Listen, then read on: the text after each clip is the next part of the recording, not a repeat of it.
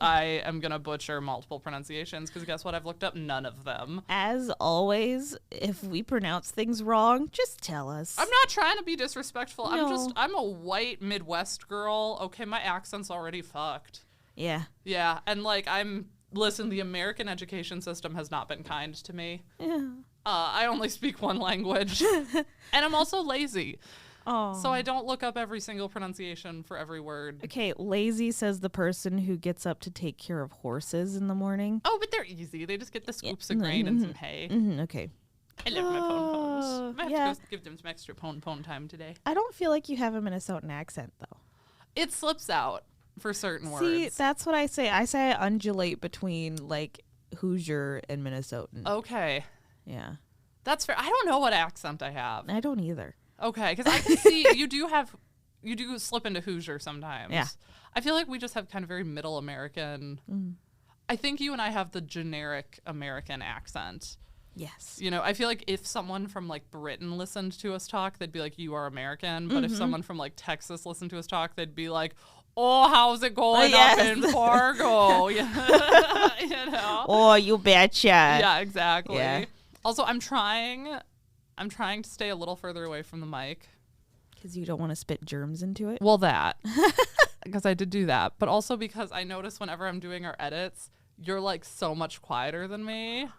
I can be louder. I mean, you don't have to. I can totally be louder. I'm almost always, well, I think it's a combo. I need to be quieter and you need to be louder. Sure. I just go in and I have to like highlight all of your stuff and like increase the volume, and then I have to go in and like fade everything in mine like down or do like, otherwise I'm just like, yes! And it's like, oh, Jesus Christ, Aaron. There is, God. Oh, I have noticed when I do the edits, when I say yes, I sound like I'm saying yas. Yeah, you do. Why? Why do I say not? yes? Yeah, yes. Yes. Yes. I don't want to be queen. 2015. Oh my God. And it's not even what I'm trying. It's just every yes, I say yes. Definitely thought you were trying to do that. No, I'm not. I had no idea. Do I do this all the time? Yeah. I had no idea until I started editing this podcast. No. I'm like, I constantly say yes. Yeah. And I just don't know if that's maybe that's my Midwest, the yeah. Yeah. Oh, yes. Oh, yeah, sure. yes. Yes. Yes. Yes. Mine comes out with so a lot. What are we doing? Oh, God. Sorry. Yeah, we need to actually do our podcast, huh? Well, before we get started, last little Aaron rant. If you haven't already followed us on Instagram, you can find us at Vamps and Murs on Instagram, and you can email us vampsandmurs@gmail.com. That's the one. And if you, wherever you're listening, hit that subscribe button. If you can rate and review us, give us that 5-star. Tell us how great we are and how you love that I say yes. Welcome to Vampires and Mermaids, by the way. Oh, fuck me. That's what we needed to do. It's been so long since we've recorded. You actually had to do the intro. I did. This is Risha's first intro because I pushed her to. Wait, who are you? I'm Aaron. I'm Risha. I should just go back to bed. No, Do we need please to start don't. over? No, I Golly. like it. Okay, good. We're here for the morning chaos. Listen, we got our coffee. Yes. We're muddling through. This is great. If you hear the clank, Oh, the coffee cup. it's my coffee. Yay. Hopefully that clank will get lighter sounding and I will sound more competent as the episodes go. But what do you have for us? Well, I also have a before we start thing that I have to say. I just need to give a little bit of justice here to my brother, but also call him out. Hi, Nick. Hi, Nick. Because when I talked in a previous episode about being afraid of vampires coming to suck blood out of my feet because of vampire bats. And he said, oh, yeah, I had a vampire book, not a vampire, animal book when we were younger, and definitely told me that. So he's the one. I think you texted me that. I did. He owned up to it. He though. did. He was like, "Whoops." We love the accountability. Yeah. He also did talk about Tons der Vampire and that he would give it another go. Movie night. Movie night. Next time Nick's here, I want to watch it with him. Okay. Today, the vampire I'm going to talk about is the Kithnos vampire, specifically by the name of Andalavarus. Ooh. I'm going to call him Andy from here on out. Yep. He is the vampire, or Vrykolakas, of Kithnos. Vrykolakas is the kind of vampire we're going to talk about. Thank you for noticing you just said a bunch of words. It's like when you dropped Latin yesterday when we were talking, and I just physically glitched. I said Deus Ex Machina. And I didn't know you switched languages. And I was like, oh, that's not something that's common. Okay. And I thought I was tripping. So, okay, that's the type of vampire. Yes, is a Vrykolakas. Yes. But Kythnos is a small Aegean island, which that's in Greece. It's a Greek island. Ancient times usually is when Aegean islands are referred to. There's a lot of art history that is referred to there. Not that you are obsessed with that or anything. Not at all. Even though other vampires on this island were believed to have been destroyed by placing wax crosses over their mouths of the corpses. This guy, he survived well into the 19th century. How many vampires were on this island? A lot. Okay. Yeah. Was it just this island, or was this like a widespread issue? I'll kind of get to it. Okay. I guess. Not a number, but how common, I guess, these vampires were on the island. Okay, because I just feel like if they came up with an extermination method, that had to be a pretty frequent issue. Yeah, but Andy got away. All right. Yeah. How you do it, Andy? Right? He just, I don't know. I think it's because he was just a little bit more of a shit than anything else. He wasn't really dangerous. He was just more like prankstery. Okay. Because one of his more annoying habits was to climb on top of the church's roof and urinate on passersby. Oh, dear. Andy. Yep. Andy, don't pee on people. That's what he loved to do. I don't really give a shit what you do on the church's roof. Don't pee on people. Andy, the last of the vampires, was also said to wander the streets of the village of Massaria, which is on an Aegean island, and he would eat the villagers' food and smash their plates and glasses. Dude. Yep. He's just kind of a shit. Right? I'm just like, what are you doing? It's just kind of a general nuisance, isn't he? Like the other ones were killing people, I was gonna but say, that's he's probably just why like, they left la him la. alone. Yeah. Yeah. They were like, let's take out, like, that guy killed my family. Andy smashed my china set. I didn't like it that much anyway. Like, who do I go after? Or he peed on me while I was walking outside. Ew. Gross. So being a Vrykolakas, Andy was unable to leave his grave on a Saturday. It's just kind of one of the things that was a tenet of being a Vrykolakas. Relatable, honestly. Sure. I mean, well, yeah. I also fair. don't want to leave my grave on a Saturday. So what they did was a priest, a sexton, and several others removed his body on the Saturday in his grave and ferried it to the virtually uninhabited island of Descalio, where they just left him. Oh, they voted him off the island. Yes. In true Survivor fashion. Yeah, they're like, get out of here. Deported. Oh, damn. Yep. I'm just picturing the guy from Survivor. I'm blanking. Jeff something. Oh, geez. Oh, the announcer guy, the host? I'm just picturing like, Andy, you have been voted off the island. And him just like sailing away on some sad little ship that came and got him. Just in a coffin. But Vrykolakas, now I'll get more into them because they're different than our guy Andy here a little bit. Probably because he was so old, but I'll get into it. The ways to create a Vrykolakas, I think, kind of goes into how a lot of other vampires have been like created, because this is ancient Greece and a lot of our Western culture comes from this time period, this place. Again, especially in the Western world, a lot of influences came from Greece. To create a Vrykolakas, it's like a lack of proper burial, violent or sudden death like murder or drowning, death by suicide, excommunication from the church, bestiality, death from plague, or an unidentified disease. There's also a tenet that those who had been prostitutes who had committed a sexual act with a foreigner. And it's funny, in my lovely book, the encyclopedia, the Element Encyclopedia of Vampires and the Undead. In this book, they have that written, and then they say, xenophobia lies at the heart of this belief. So it lies at the heart of lovely. a lot of shit. Dying unbaptized is another way. Sorcery or evil practicing. I thought this one was interesting. eating a sheep that had been killed by a wolf.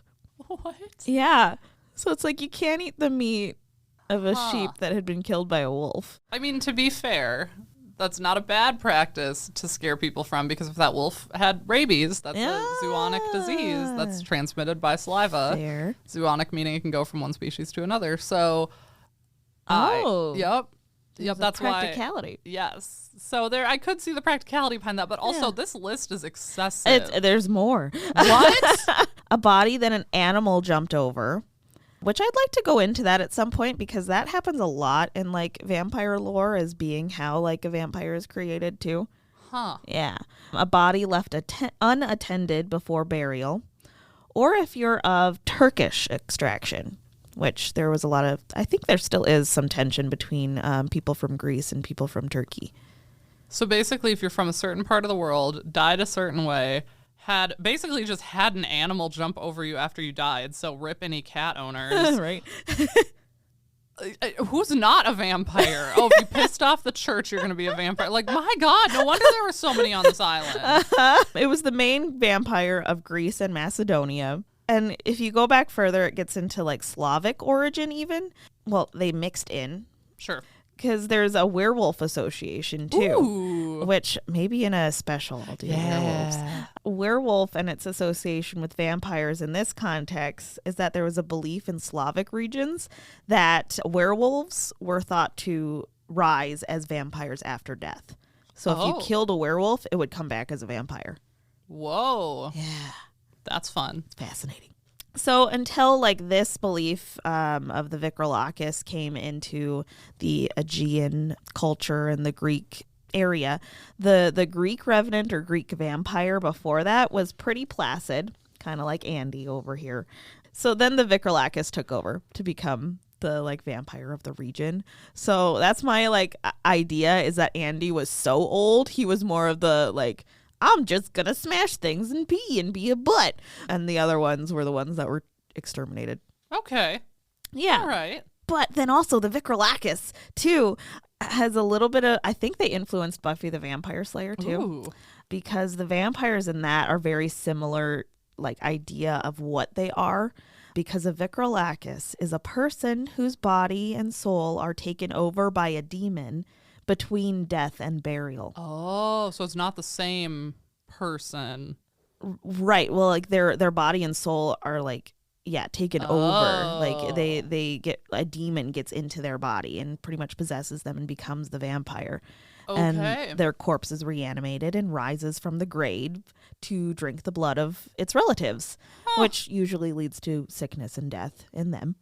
And the purpose of these demons was to lure people away from the path of righteousness and into evil and death. And I'm like, oh my gosh, it's all of Buffy the Vampire Slayer. Like, it's these vampires.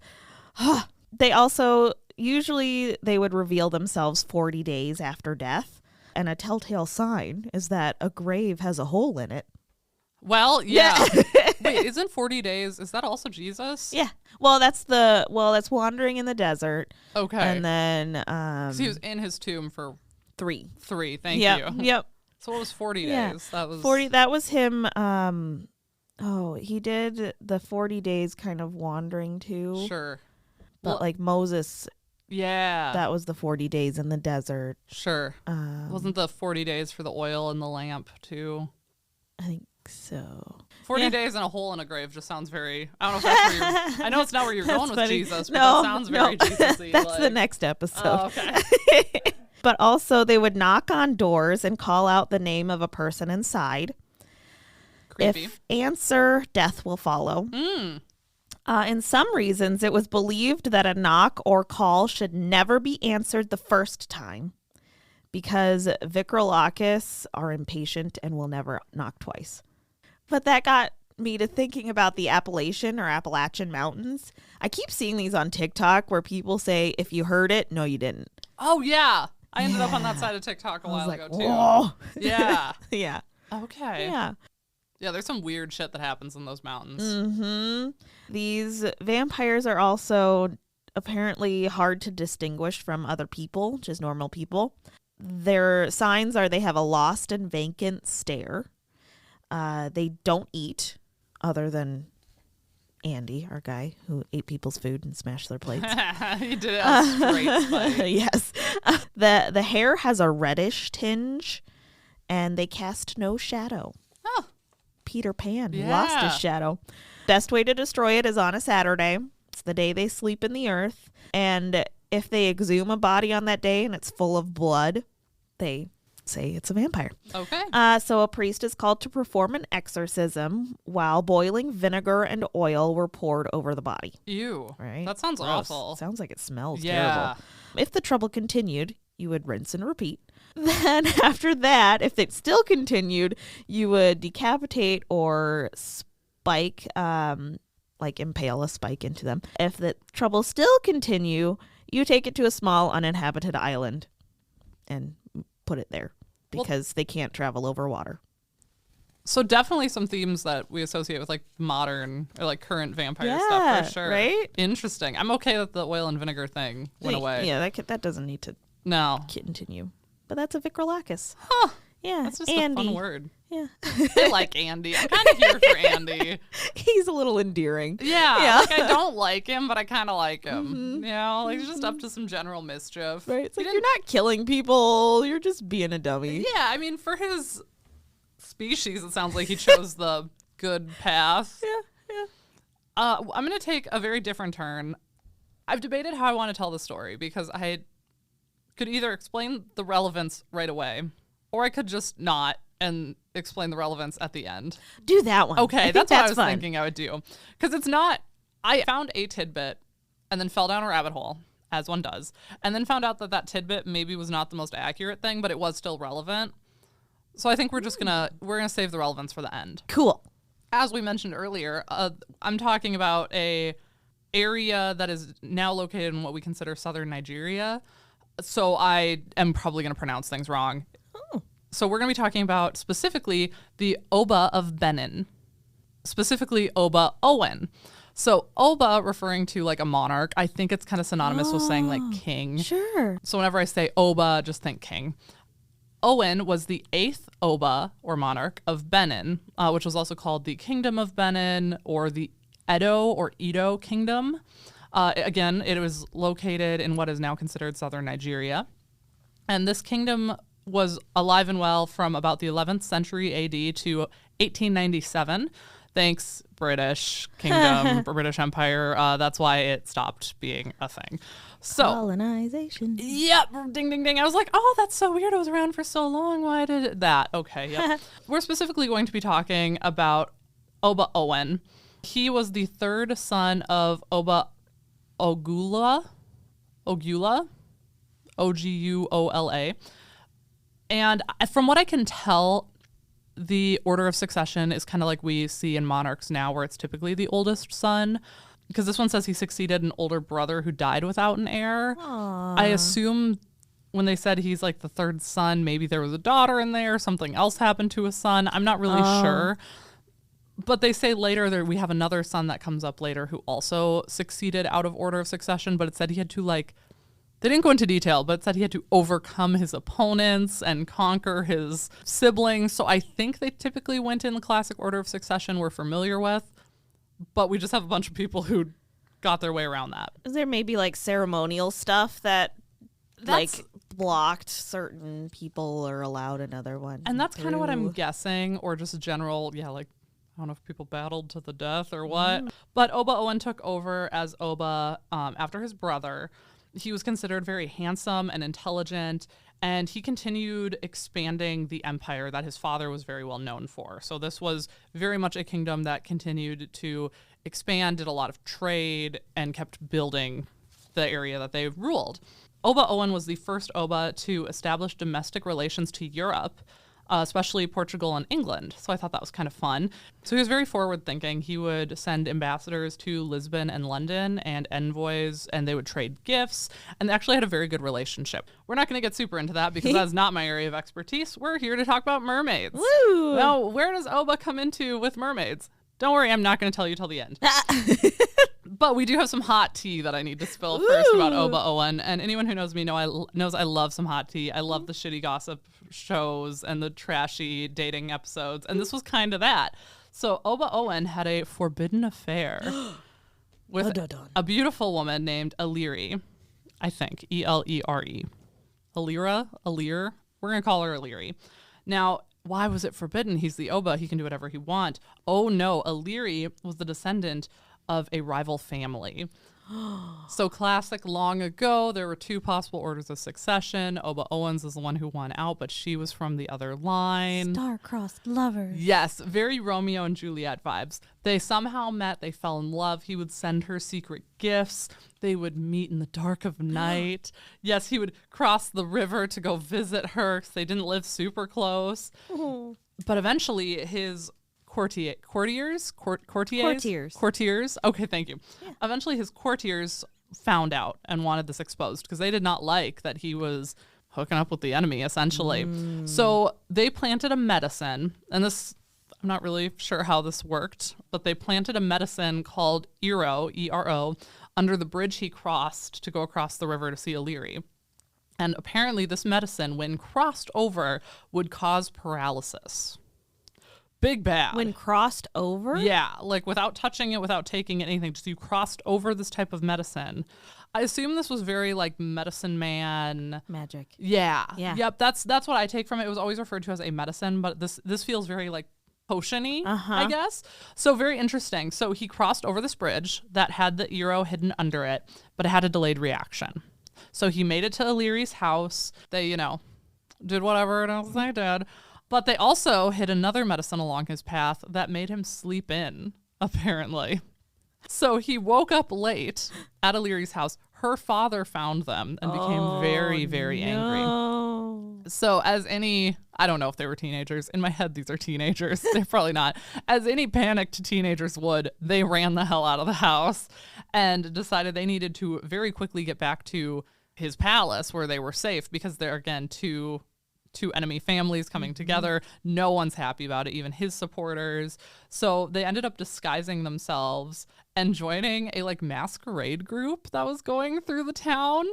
Oh my goodness. Yeah, there's drama left and right. So they disguised themselves with what they had, joined a masquerade group, snuck into the palace. And here's what cracks me up is Oba Ohen was like, I can't tell people I'm the Oba until I'm safe in my palace, right? So he's in his masquerade gear and he's like, I would like to perform for the Oba personally. And his guards were like, yeah, sounds good. Come on over here. And then he's like, psych bitches, it's me. Maybe it's because I'm like currently doing a Shakespeare show. Does it give Shakespeare? Sounds very Shakespearean. As I was writing it, I'm like, Risha's either going to love or hate this. Oh my gosh. Because it gives like Romeo Juliet, but also like the weird comedy tragedy. Yes, comedy of errors. Everything is going on here. Yeah, yep. It just really cracks me up. So it's me. And he moved Illyri into his harem, which I've always heard the word harem. I did not know what that was. I assume you probably know what it is. So correct me if I'm wrong then. I looked it up and it's basically just a group of women or like an area in the palace where women or underage boys hung out. And it was kind of like a social group. Is that... Usually there's a sexual aspect to it. Oh, okay. Because that was not in my Google. So you tell. Yeah, it's usually the place where all of like concubines and the women of the harem would be living, and that's where they were, where he could go and... Okay, so it's basically all the girls he's fucking. Yeah. But then if they have like young sons with... Yep. They can hang out too. Yep. Obviously not for the sexual part, but just like to care for them and like, okay. Yep. So they're available, but they're also safe. Yeah. It's a social thing too. Yeah. Where they would be able to live comfortably. But not be like part of the court necessarily. Right. Sure. Yeah. Okay. Like they were accepted socially being there and they were provided for, but they were still not. Away. They weren't in the accepted circles. the high class or anything. But that makes sense because I was kind of confused by that. I'm like, well, if he could have just moved her into his court so easily, why didn't he do that? But if it's kind of a separate, and I don't know specifically this area too, but generally that tends to be harems. All right, I mean, we'll take it. Again, there's so many different cultures. That's like when you hear reverse harem for like anime and stuff. It means that it's a girl that's surrounded by a lot of men. Bachelorette versus the Bachelor. Yep. I love shitty dating shows. So Okay, thank you. Yeah. That makes a lot of sense. And again, like we're covering a bunch of different cultures here. There are a bunch of different influences. So yeah, I'm sure there are some variations, but this is what we'll go with. So O'Leary moved into his harem, which we now know what it is, and she bore him a son named Ogun, Ogun, and he would later end up ruling. Now this, as far as I can tell, was not necessarily his first son, but we'll get into this later. Wait, they got married though? I don't think so. Oh, or is there marriage here? I don't know. Okay. I don't know. I didn't look a ton into the culture because I just was like, people are already going to be like, where the hell's the mermaid? You know? So I just kind of was like, we're just going to get through the like Shakespearean part of this play. Now he crossed over that paralysis medicine, right? Well, it had a delayed reaction, but eventually it did take effect and it paralyzed him basically from like the hips down, or at least his legs, I should say. Maybe not the hips down because I think some important man parts still worked because he did have more children, but it paralyzed at least his legs. And apparently if you were the Oba and you were shown to have weakness or any kind of defect or anything like that, you would have been killed or exiled. Yeah, even though you're the ruler. I thought that was very cutthroat. Yeah. So he obviously did not want that. So he hid his paralysis very carefully. So he would like talk to people behind doors. He had very trusted servants carry him places and basically already be like set up on the throne when he would talk to someone, that kind of thing. Very strategic. But his prime minister, and they did have another word for it too, but they just kind of referred to him as the prime minister. So again, I'm not sure if that's the equivalent to like what we see in Britain, but we're going to go with it. Sure. The prime minister was really curious and like, what's going on? Something's not right. And ended up finding out. And the Oba ordered, kill him on the spot. He needs to die immediately. Well, people were mad because they're like, yo, you can't just go kill our prime minister. No. And they don't know any of like the drama about him being paralyzed either. So they were just like, what, you just killed the prime minister for funsies? Like, geez. Screw you. Right. So big miscommunication. So they killed him by placing a trap underneath his throne area. And they basically placed his like throne, they like dug a hole out underneath it and covered it with a tarp. So when he was placed on the throne, he fell down into a hole. Oh my gosh. And then they essentially stoned him to death, but with chalk. Because apparently chalk was like a very derogatory thing. It was very much a not honorable death. And apparently they chanted something that would translate to Owen have chalk. By the way, I'm calling him Owen. It's Ohen. Ohen. Sorry if it's not right. But they would chant Owen have chalk while they did this. So this happened he died in 1370 AD after he ruled for 36 years and had 4 sons. So his son with O'Leary was not the eldest, but still became Oba. And he actually became a very good ruler. He brought a period of peace and prosperity to Benin. He continued the expansion and trade. He was just sounded like a really great ruler, and he went down to be very famous. But again, kind of that out of order of succession. Sure. And I couldn't find a lot of details on that. So I don't have a ton of info, but I thought it was sweet that his little love child from his forbidden affair ended up being this like amazing ruler. The only reason why I could see that would be normal is if she was his accepted, like the pair. And I couldn't find that he would anywhere. be the legitimate son instead of, the other ones from the harem. Right. And maybe they were, and it just didn't come across my info, but Yeah. I don't know. So why the hell did I bring this up on vampires and mermaids, you may be asking? So initially I found an article about this because I was looking up old like mermaid lore and mermaid tales, and I saw I saw a little blurb in kind of someone's research paper, which didn't have a ton of citations, and I never found this anywhere else. So that's why I'm like, I don't know if it's totally right. That there was an Oba called Owen, who after his legs became paralyzed, instead of hiding it, he told everybody he was in transition to become a sea god. Oh my gosh. Yes. So he's like, I'm becoming a mermaid, y'all. Yeah, he literally, supposedly told everybody that he was turning into this fish god, and he was, the people could not look at his sacred tail. And apparently that worked.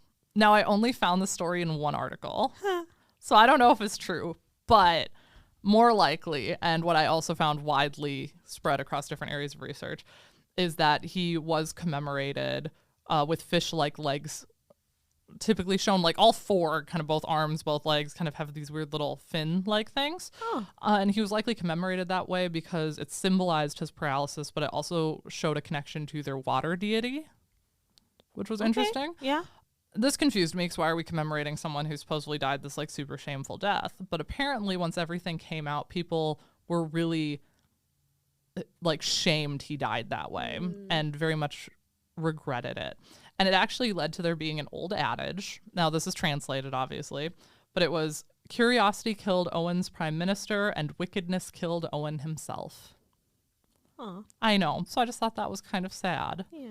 But an interesting story about someone who may or may not have claimed to be turning into a fish god, which frankly, if he was, good for him, because it sounds like that would have worked out for him. Well, that like is a theme that goes across a lot of like kings and queens, like pharaohs and emperors and stuff, is claiming to have either like blood or that's true, a connection to a or several deities, being a god or being chosen by the gods. Or that's being true, partially a god, or half god, right. And honestly, kind of makes sense because I could see him being able to keep that up a lot longer and being like, "This is my fishtail hidden under a sheet. You cannot look at it," and the prime minister looking at that. And then being like, hey. Right. Like that does seem like a totally reasonable story. So I don't know. Maybe if you do know more about this, definitely write in because I am curious to know some more details. Yeah. But I thought that was just kind of interesting. More details. More details. Cue splashing noise. I need to get that on a button. Yes, that's a little bit about Oba Ohen. And that's all I got for today. Cool. So cover your... What are we doing? Cover your necks and watch your tails, or stay thirsty and keep wet. Yeah.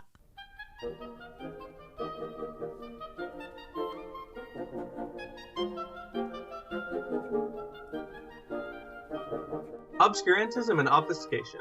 Orally observed, gentle listener. Gentle listener. Gentle listener. Gentle listener. Obviated objects of oblivion. Obambulating about. Offered unto you. Offered unto you. Offered unto you. In the Tapestry Radio Network. TapestryRadio.org. From our fancy to yours.